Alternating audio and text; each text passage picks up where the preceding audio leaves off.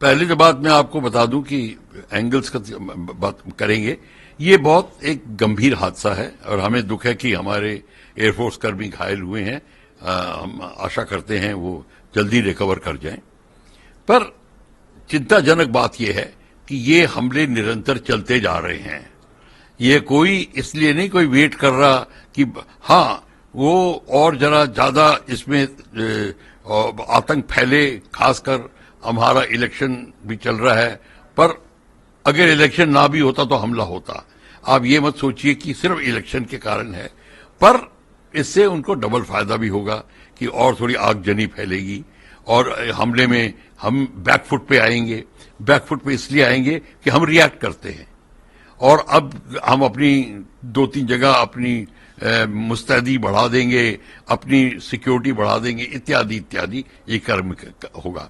Basically हमला कराने के लिए के पीछे जो आप बैकग्राउंड देखिए, मेंटालिटी ऑफ पाकिस्तान की क्या है। पाकिस्तान में बड़ी तादाद में लोग कह रहे हैं कि हमको पीस चाहिए, हमको भारत के साथ ट्रेड चाहिए, हमको प्रोग्रेस चाहिए। वो बड़ी सीरियसली कह रहे हैं। यूथ कम्युनिटी, पॉलिटिशियंस तक कह रहे हैं, पर आर्मी नहीं कह रही, आईएसआई नहीं कह रही और चाइनीज नहीं कह रहे। वो कहते हैं वो नहीं चाहते कि, क्योंकि आर्मी अगर ये मान जाए कि हाँ अब हमारा हिंदुस्तान के साथ में बड़ी फैलसूफी हो गई है, ट्रेड खुल गया है, सब कुछ, इसका मतलब कश्मीर का मुद्दा ठंडा पड़ रहा है। इसका मतलब पाकिस्तान की आर्मी की अहमियत खत्म हो रही है। 85% ऑफ पाकिस्तान की जो तिजारत है वो पाकिस्तान आर्मी कंट्रोल करती है, वो सारा का सारा चला जाएगा। तो वो कश्मीर का भूत को जिंदा रखना चाहते हैं कि किसी तरीके से हमारी अहमियत बनी रहे। और दूसरी बात, जो चाइनीज की बात बोल रहे हैं, चाइनीज की बात आपको पता होनी चाहिए। चाइना पीओके में अब एक्चुअली क्लोज टू $100 बिलियन लगा चुका है और पाकिस्तान के अंडर को डेट में डाल रहा है।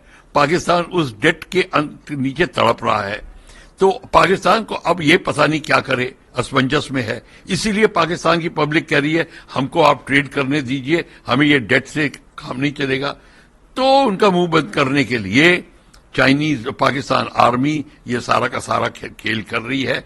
उनको सारा चाइनीज से माल मिलता है लड़ाई का असल, और जो की कमी पड़ती है वो जो उनके पास कमी है वो चाइना पूरी कर रहा है और इस काम को वो अंजाम दे रहे हैं। पर इस काम को अंजाम देने का मतलब क्या है? वो इसलिए अंजाम दे रहे हैं कि वो देखते हैं कि ये जो सिचुएशन है कश्मीर में वो उनके उनके लिए अनुकूल है, उनके लिए बिल्कुल बनी बनाई सिचुएशन है। क्योंकि हमारी बहुत सारी सिक्योरिटी एजेंसीज हैं, उनके अंदर कमांड का जो कोऑर्डिनेशन है वो नहीं है। अभी देखिए कॉन्वॉय जा रहा था, अब अटैक हुआ। अटैक एयरफोर्स का कॉन्वॉय जा रहा है, बॉर्डर के पास में है। इसका मतलब है कहीं ना कहीं आपकी इंटेलिजेंस फेलियर है। वो घात लगाए बैठे थे और घात लगाए बैठने वाला जो है वो पहले आया होगा। ऐसे तो नहीं है कि सडनली उनको पता चला और पैराशूट से कूद गए, और ये नहीं है। और उनके सपोर्टिंग सेल्स हैं, उनके स्लीपर सेल्स हैं, ये सारे के सारे वहां हैं। ये मैं कहता आ रहा हूं और मैं दोबारा इस बात को करूंगा। और पाकिस्तान को पता है इंडिया एक सिंगल कमांड एंड कंट्रोल लाएगा नहीं, क्योंकि हमारे पास इतनी इंटरनल जो थिंकिंग है वो बड़ी डिफरेंट है। सब अपना अपना झंडा दिखाना चाहते हैं। इसीलिए तमाम पैरामिलिट्री फोर्सेज और इत्यादि फोर्सेज रहेंगी। इसमें आपका जो इंटेलिजेंस है उसका वितरण नहीं ठीक होता, आपका command and centralised command and control नहीं रहता। और ये कारण है कि इसको आप अंजाम दे, जैसे पुलवामा का अंजाम दिया था। अगर ये तो अभी 2 व्हीकल थी, अगर ज्यादा होती तो वो भी अटैक में आ जाती। मैं ये कहने की कोशिश कर रहा हूं, ये तो हमारी खुशकिस्मती है कि हमारे सिर्फ घायल हुए हैं, वो भी हमें उनका दुख है। पर क्वेश्चन ये है कि पाकिस्तान वेट कर रहा है और वो अगर फिर दोबारा मौका मिलेगा फिर कर देंगे।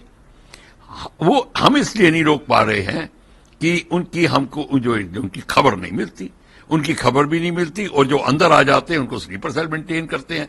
ना हम स्लीपर सेल्स को हटा सक रहे हैं और ना ही हम उनको रोक सक रहे हैं। इसका एक ही तरीका है और तरीका यह है, आप पाकिस्तान को प्रेशर में डालिए ये पीओके के जम्मू एंड कश्मीर पुंछ के इलाके में हुआ, आप उनके इलाके में ऐसे ही कार्रवाई शुरू कर दीजिए और करते रहिए निरंतर। सर्जिकल स्ट्राइक्स जिसको आप कहते हैं वो करिए, 2 से नहीं काम चलेगा। अगर आप करते रहेंगे आप देखेंगे आपके एरिया में उनका प्रेशर कम हो जाएगा, वो डिफेंसिव पे आ जाएंगे, और यही होना चाहिए। हमको इस बात के ऊपर तवज्जो देनी है और इसको भी देखना है कि हमको अगर सिक्योर करना है तो पहले पीओके को सिक्योर करिए।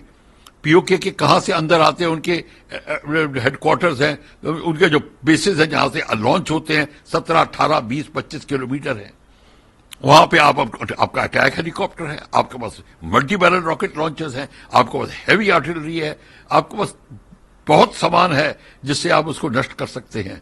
आप अपने सर्जिकल स्ट्राइक्स जारी रखिए और पीओके को लेने की जो बात कर चुके हैं, अभी हाल ही में हमारे पॉलिटिकल लीडर्स ने कहा था पीओके हमारा है, हम लेके रहेंगे, तो लेके रहिए। अब टाइम आ गया है, इसको कर रही है। पूरा नहीं तो 15-20 किलोमीटर अंदर जाइए, जमीन पे हक करिए। आप जितना उनके अंदर डेप्थ में जाएंगे वो उतना डिफेंसिव फुट पे आएंगे। जब डिफेंसिव फुट पे बंदा होता है तो अटैक नहीं कर सकता, वो अब डिफेंस करता है। तो इसीलिए ये बड़ा जरूरी है कि हमको अपनी प्रणाली चेंज करनी पड़ेगी, अपना अंदर की प्रणाली, अपना स्लीपर सेल्स को हटाने का तरीका एक सिंगल कमांड एंड कंट्रोल पूरे जम्मू एंड कश्मीर में होना चाहिए। ये कोई, हाँ टूरिस्ट आने लगे हैं, 370 हट गया है, वो सब कुछ ठीक है, पर हमने जब तक स्लीपर सेल नहीं हटाएंगे और जब तक बॉर्डर खुला रहेगा, पोरस रहेगा, ये आते रहेंगे। आप चाहे श्रीनगर को स्वर्ग बना दीजिए, फिर भी आते रहेंगे। तो ये जो चीज है, ये 2 चीजें हैं, ये इसको आपको देखना पड़ेगा। और चाइनीज जो हैं इनको प्रेशर में डाल रहे हैं, डेट में आने, और चाइनीज अपना सीपीईसी का कॉरिडोर मेंटेन करना चाहते हैं। चाइनीज बलूचिस्तान से भी तंग आ चुके हैं, उनके अटैक्स हो रहे हैं, बलोच के, उनकी पाकिस्तान की आर्मी तंग आ चुकी है, ये मिल के वहां पे भी अभियान शुरू कर रहे हैं। तो ये सारा का सारा अब देखेंगे, चाइनीज की एक्टिविटी बहुत होगी। चाइनीज के कम से कम 2 डिवीजन के सोल्जर्स पहुंच गए हैं, हम लोग बोलते नहीं है। चाइनीज के बहुत फौज पहुंच चुकी है वहां पर, और चाइनीज और भी घुसेंगे, क्योंकि चाइनीज चाहते हैं पीओके और लद्दाख एरिया का टोटल उनका एक फ्रंट बन जाए, ताकि उनको आना जाना और आसान हो जाए, इंडिया ऑन डबल प्रेशर के अंडर आ जाए। तो आपको ये चीज देखनी पड़ेगी। अब आप